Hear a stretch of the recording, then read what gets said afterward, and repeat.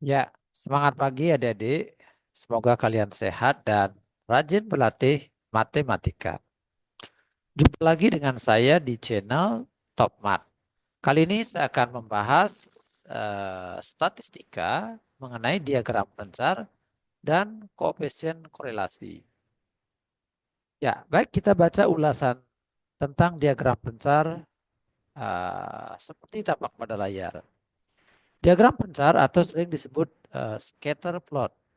Diagram pencar digunakan ketika perlu menyajikan data yang terdiri atas dua variabel numerik atau disebut data bivariat. Dua variabel ini terdiri dari variabel independen atau variabel penyebab ditempatkan di sumbu X dan variabel dependen atau variabel akibat ditempatkan di sumbu Y. Pasangan X, Y akan berupa titik-titik yang digambarkan pada koordinat kartesius dan sebaran titik pada diagram pencar dapat menunjukkan hubungan antara dua variabel tersebut. Ya, jadi diagram pencar itu boleh dikatakan adalah kumpulan titik X, Y dari suatu data tertentu. Ya, oke, hubungan antara dua variabel ya, variabel X dan variabel Y. Nah, seperti ini jenis-jenis korelasi ya. Setelah kita menemukan data kumpulan data tersebut, kita nyatakan dalam X, Y, maka dapat kita gambar dalam bidang kartesius. Nah, bisa saja bentuknya seperti ini. Nah, kalau seperti ini, kita tidak bisa menentukan hubungan X dengan Y. Data seperti ini dikatakan tidak ada korelasi. Nah, sekarang kita lihat yang nomor 2. Data seperti ini dikatakan berkorelasi, lemah. Artinya apa? Datanya tidak mengumpul mengikuti tren tertentu, tapi agak menyebar sedikit, gitu ya. Dia hampir berupa garis, tapi datanya masih berada di luar garis, ya. Tidak memusat gitu ya, sehingga dikatakan korelasinya lemah, gitu ya. Nah, jadi seberapa lemah, seberapa kuat kita tidak bisa menentukan, kita hanya bisa membandingkan saja. Contohnya ini ya. Nah, ini korelasinya lebih kuat daripada yang ini. Ya, saya ulang ya. Oke, jadi korelasi yang ini lebih lemah daripada korelasi yang ini. Ini lebih kuat daripada yang ini. Mengapa? Karena titik-titiknya uh, lebih memusat, ya, lebih dekat ke garis tertentu, ke garis ini dibandingkan dengan titik ini uh, tidak sedekat titik-titik ini, ya. Jadi ini titik-titiknya jauh dari garis ini, ya. Nah, jadi dikatakan ini lebih lemah daripada ini atau ini lebih kuat daripada yang ini, ya. Nah, baik, sedangkan ini titiknya makin mendekati garis tersebut dan ini tentu saja lebih kuat daripada yang ini, gitu ya.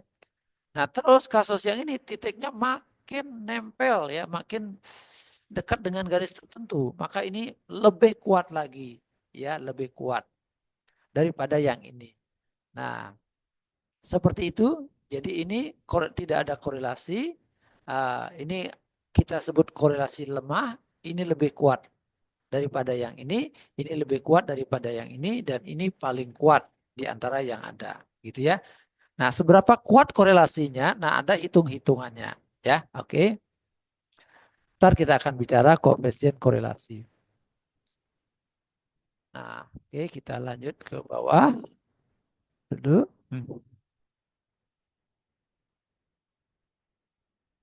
Ya, oke, kita lihat.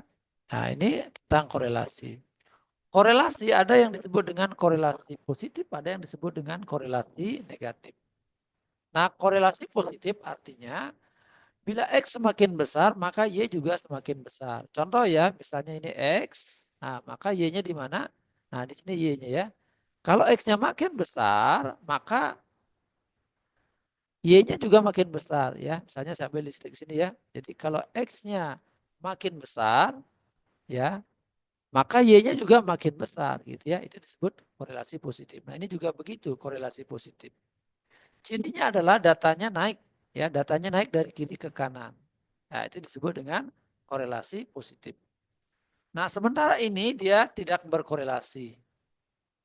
Ya. Nah, kalau ini disebut dengan korelasi negatif. Ya. Kecenderungannya apa? Makin besar X-nya, Y-nya makin kecil. Nah, coba kita lihat ya di sini dan di sini ya. Nah, X-nya segitu. Nah, X-nya naik ya, X-nya naik dari kiri ke kanan ya. Meningkat gitu ya. Tetapi nilai Y-nya turun. Nah, lihat Y-nya turun ya. Tadinya besar di sini ya, terus ke bawah turun ya. Jadi begitu, ini disebut dengan korelasi negatif. Cirinya apa? Cirinya adalah uh, trennya turun dari kiri ke kanan, trennya turun gitu ya. Nah, ini ya, trennya turun dari kiri ke kanan. Nah, ini juga disebut korelasi negatif. Nah, kita ulangi kembali mengenai kuat dan lemahnya. Jadi kita tidak bisa menentukan seberapa kuat atau seberapa lemah tergantung dari hasil perhitungan R gitu ya. Nah, di sini R-nya sudah didapat, ini juga gitu ya. Nah, ini juga R1 itu korelasinya sempurna ya atau min 1 itu korelasinya sempurna. Ya, artinya apa? Semua titik itu berada tepat pada garis tersebut gitu ya. Semua titik tepat berada pada garis tersebut. Nah, ini korelasinya lumayan kuat, 0,8 ini kuat. Artinya apa? Kumpulan titiknya sangat dekat dengan garis tersebut. Nah, Nah, ini R-nya sama dengan 5 atau min 5, korelasinya makin lemah. Gitu ya, lebih lemah dari yang ini ya. Jadi kita hanya bisa membandingkan bahwa ini lebih lemah daripada yang ini.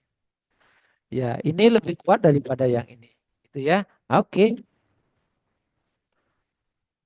Nah, kita lanjut. Contohnya, kita akan bacakan. Ajang seorang murid di salah satu SMA ingin mengetahui bagaimana hubungan antara lama belajar terhadap hasil belajar matematika. Ajang mengambil 10 siswa sebagai sampel untuk mendapatkan data tersebut. Data yang diperoleh sebagai berikut. Nah, ini yang lama belajarnya 30 menit, ternyata hasil yang didapatkan 50 nilai matematiknya. Terus yang kedua, dia belajar 60 menit, nilai yang didapat 75. Ya, begitu seterusnya, 90 menit belajar, 80 hasilnya. Nah, jika ini X ya, yang sebelah kiri ini X, yang sebelah kanan ini Y, ya, ini adalah penyebab dan ini adalah akibat, gitu ya. Lama belajar adalah penyebab dari hasil belajar. Nah, maka yang sebelah kiri kita nyatakan X, yang sebelah kanan kita nyatakan Y. Nah, sebagai contoh misalnya 30 menit itu pasangannya 50. Nah, kita lihat grafiknya seperti apa. Nah, ini dia. Oke, jadi tadi dikatakan X-nya 30, ya, ini adalah 30, Y-nya 40. Nah, maka titiknya ada ditaruh di sini. Gitu. Nah, contoh lagi saya ambil ya. Nah, yang kedua, data yang kedua, 60 menit hasil belajarnya 75. Nah, kita lihat 60 menit 75. 60 menit 75, mana 60? Ya, 60 ini 60. Ya, 75 kira-kira di sini ya pertemuannya. Iya, nah maka titiknya ada di sini. Begitu ya, ada di gambar, silakan seterusnya gambar manual sehingga adik-adik mengerti apa yang saya kemukakan. Nah, gambar diagram besar yang menunjukkan hasil survei Ajeng jika lama belajar merupakan variabel independen atau variabel penyebab, itu dinyatakan dengan apa X, sebuah X ya, ditempatkan di sebuah X, dan hasil belajar merupakan variabel dependen atau variabel terikat atau variabel akibat dan ditempatkan di sumbu Y. Oke, sudah kita praktekkan tadi ya. Nah, sekarang kita akan bicara korelasinya. Ini korelasinya apa? Nah, kalau kita lihat trennya adalah naik gitu ya, trennya naik. Nah, berarti disebut berkorelasi positif. Dan seberapa kuat kita tidak bisa mengatakan kuat atau lemahnya sebelum menghitung nilai R-nya. Ya, oke. Nah, berdasarkan diagram tersebut hubungan korelasi antara lama belajar dengan hasil belajar. Ya, kita lihat ya, berdasarkan hasil diagram di atas terlihat bahwa ada hubungan positif antara lama belajar dan hasil belajar. Artinya apa? Hubungan positif artinya X-nya meningkat, Y-nya juga meningkat, gitu ya. Jika belajar makin lama, maka kecenderungannya hasil belajarnya makin baik, begitu ya. Siswa belajar lebih lama, cenderung mendapatkan hasil yang lebih tinggi, gitu ya. Itu maksud korelasi positif, grafiknya naik.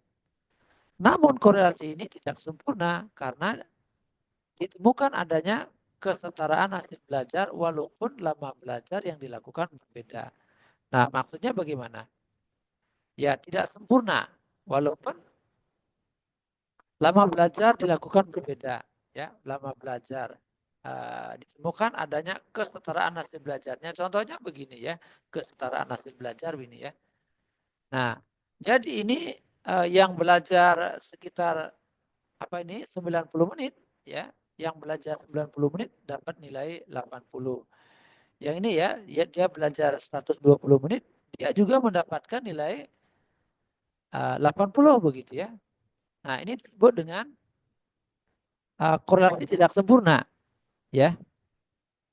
Nah, kita lihat pernyataan yang tadi ya. Dan ditemukan juga tingginya hasil belajar ketika waktu belajar singkat. Nah, sama aja yang tadi ya.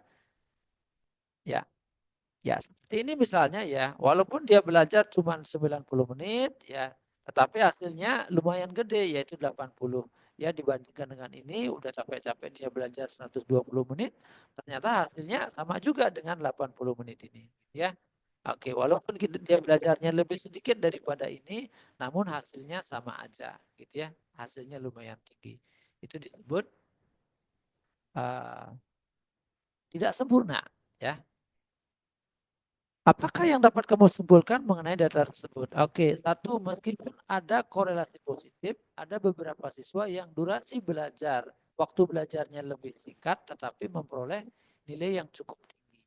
Ya, seperti yang sudah saya bilang tadi, hal ini dikarenakan lama belajar bukanlah satu-satunya faktor yang menentukan hasil belajar. Ada faktor lain, seperti kemampuan awal siswa, metode belajar yang digunakan, lingkungan belajar, dan lain-lain juga berperan. Yang kedua, terdapat hubungan positif antara lama belajar dengan hasil belajar.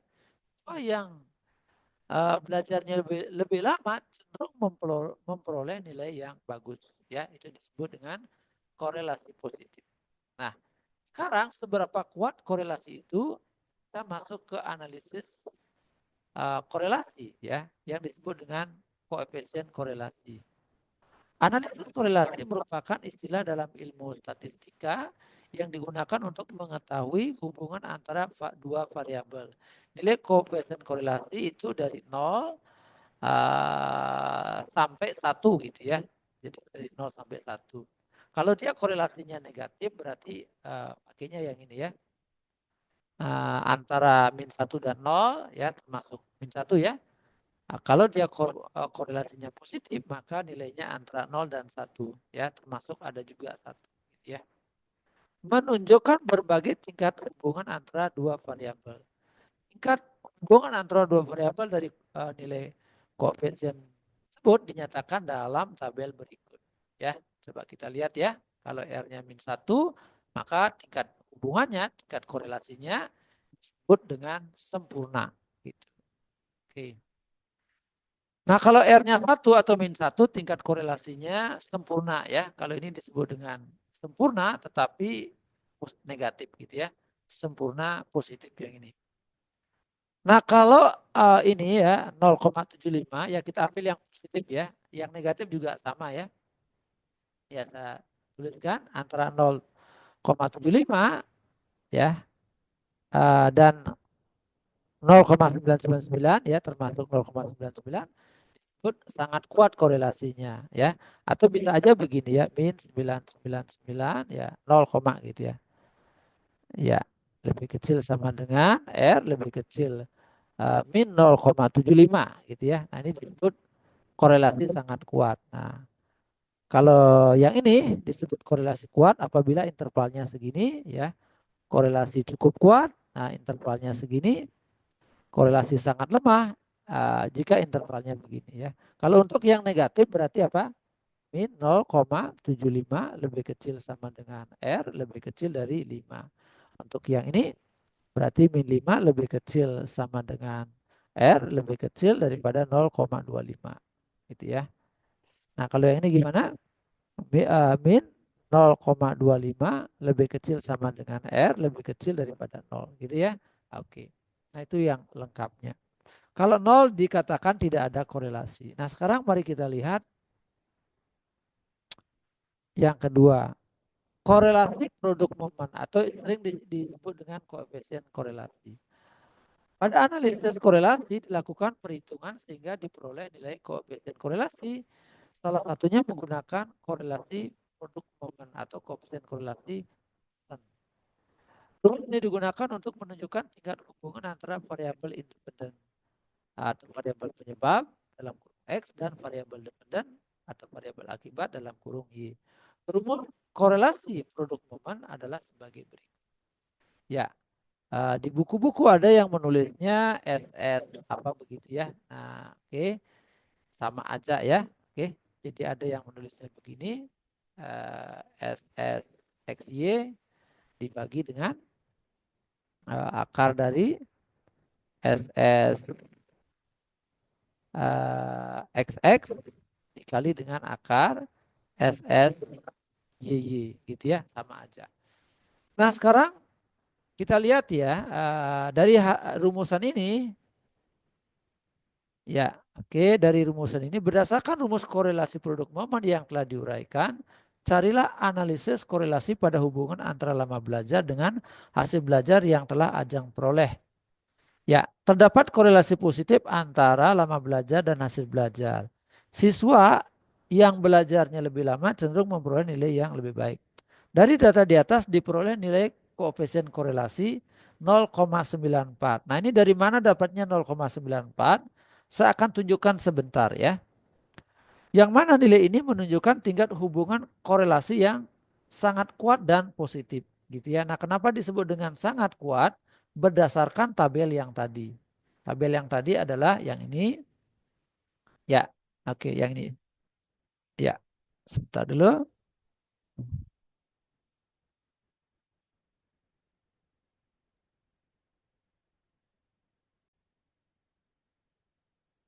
Ya, lanjutkan ya. Oke, nah tadi dari angka yang diperoleh, adik-adik perhatikan nilainya yang ini ya.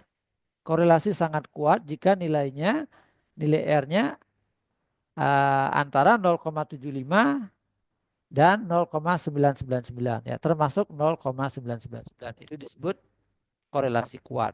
Nah, gitu ya, angka ini ya positif. Ya, bagaimana angka ini didapat, hasil ini didapat? Nah, akan saya tunjukkan dalam Excel ini ya. Data yang tadi ya lama belajar dalam menit sudah saya urutkan, yang ini ya. Terus hasilnya sudah saya urutkan, saya sudah coba hitung, maka dapat segini tadi ya, cocok dengan yang kita lihat tadi di layar. Nah, ini saya akan hapus dulu. Nah, ini akan saya hapus, akan saya tunjukkan bagaimana cara membuatnya.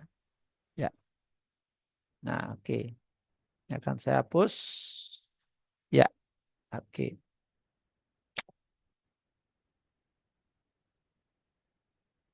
Ya, oke. Kita lihat ya. Nah, tadi kita harus menghitung yaitu SSXX ya. Pak R itu rumusnya apa tadi? R sama dengan sigma XY kurang dengan N kali eh, X rata-rata dan Y rata-rata. Ya, dibagi dengan akar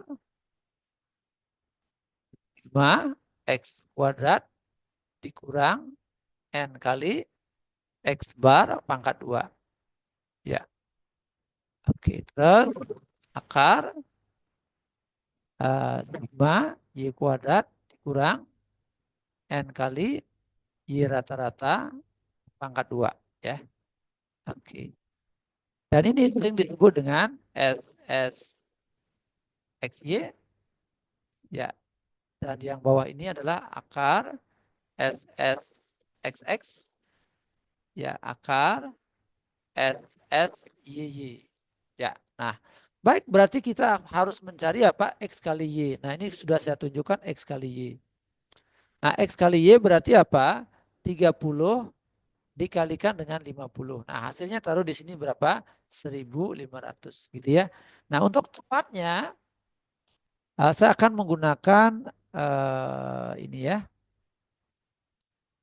rumus ya. Langsung kita pakai rumus. Nah, ini tak ya, ini sama dengan 30 kita kalikan dengan 50. Nah, segitu ya. Nah, ini sama dengan 30 dikali 40. Maka dapat 1.200. Begitu seterusnya ya. Nah, ini akan saya copy rumusnya, Ctrl C. Nah, Ctrl V. Nah, maka didapat segitu ya. Nah, terus sigmanya kan kita butuh sigma XY ya. Sigma XY berarti yang ini. Nah, oke, berarti kita jumlahkan sama dengan zoom. Ya, ini kita jumlahkan. Nah, oke. Tak. Nah, jadi jumlahnya segitu. Ya, oke. Ini kita akan tulis. Jadi S X X ya. Kita perhatikan ya. Sigma XY ini berapa tadi?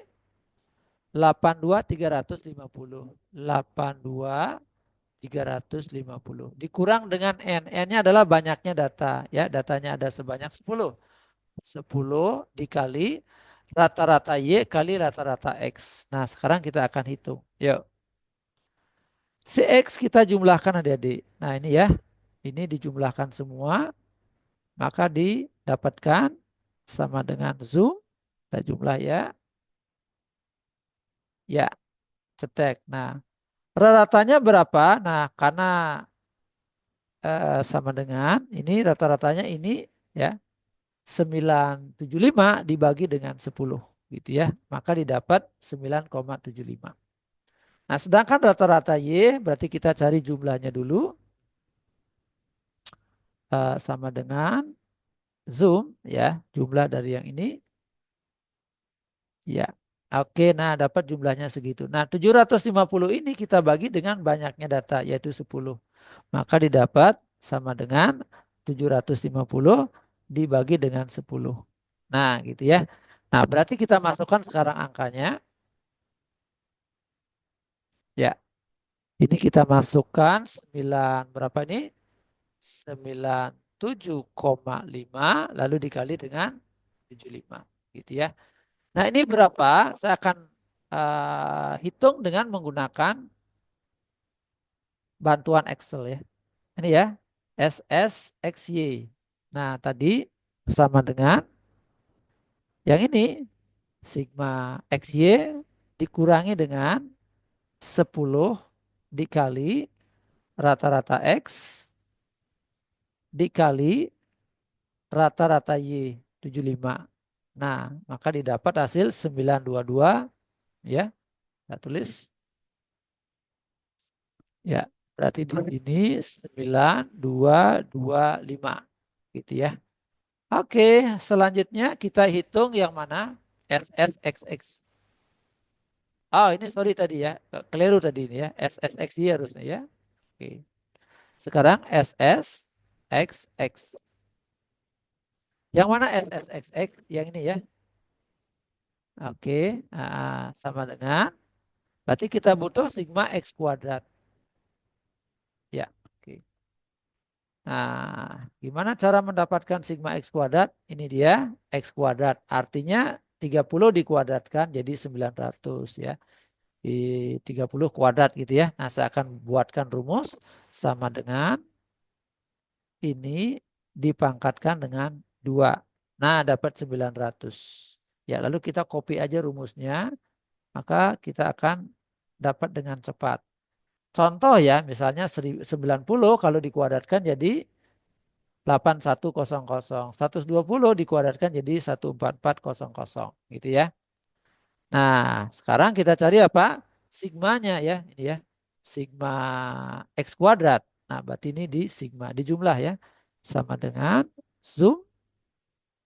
Ya, Nah, ini kita jumlahkan, maka didapat segitu hasilnya. Oke, kita tulis yuk. Sigma X kuadrat maka didapat 1,275. Ya. Lalu dikurangi dengan N, N-nya tadi adalah 10, rata-rata X, tadi ini ya rata-rata X 97, ya sorry 97 ya. Iya, 97,5. Nah, ini dikuadratkan. Nah, berapakah dapatnya? Kita akan hitung dengan bantuan Excel ya. Nah, ini ya simbol dari SSXX. Sama dengan, iya, ini oke. Nah, lalu dikurangi dengan 10 dikali dengan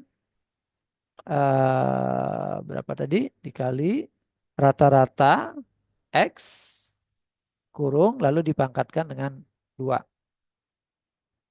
Nah, hasilnya adalah segitu ya. Oke, kita pindahkan hasilnya. Hmm. Maka ini didapat 26.212,5. Ya, oke.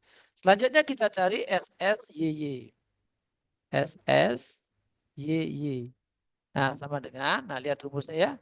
Sigma Y kuadrat. Nah, berarti kita perlu Y kuadrat. Oke, ini ya.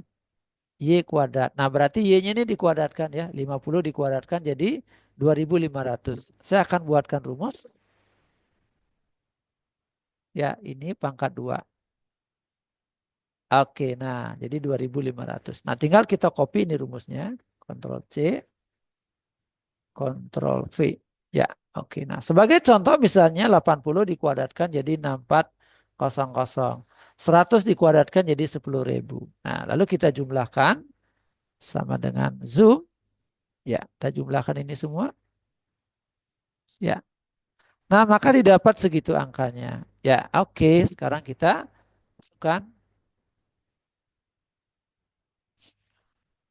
Ini berarti 5 berapa tadi? 599,000. Nah, lalu dikurangi dengan apa? Ya, rumusnya ya. Mana tadi? Ya. N kali N-nya 10. Lalu rata-rata Y, ini rata-rata Y ya. 75 pangkat 2. Ya, berapa hasilnya? Kita minta bantuan Excel ya. Ya, sama dengan, iya, ini dikurangi 10 kali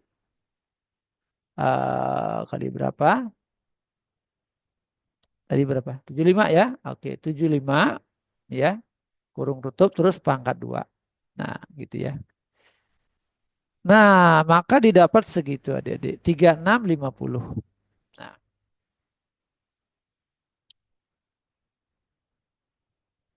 ya, oke, ini kita tulis 3650. Nah, selanjutnya R-nya bisa kita hitung yaitu R sama dengan menggunakan rumus ini ya. Masukkan angkanya yaitu 9225 ya, ini ya. Lalu dibagi dengan akar, ya akar yang ini 26.212,5 ya. Lalu dikali dengan akar yang ini ya 3650 gitu ya. Nah, dengan bantuan Excel kita akan coba ya, bantuan Excel berapa dapatnya? Ini ya, sama dengan ini dibagi ya, kurung ya SQRT ya, kurung SQRT yang ini ya, kurung tutup lalu dikali dengan SQRT lagi, SQRT ya, yang mana? Yang ini ya, kurung tutup ya. Oke. Nah, dapatlah segitu hasilnya. Ya, oke.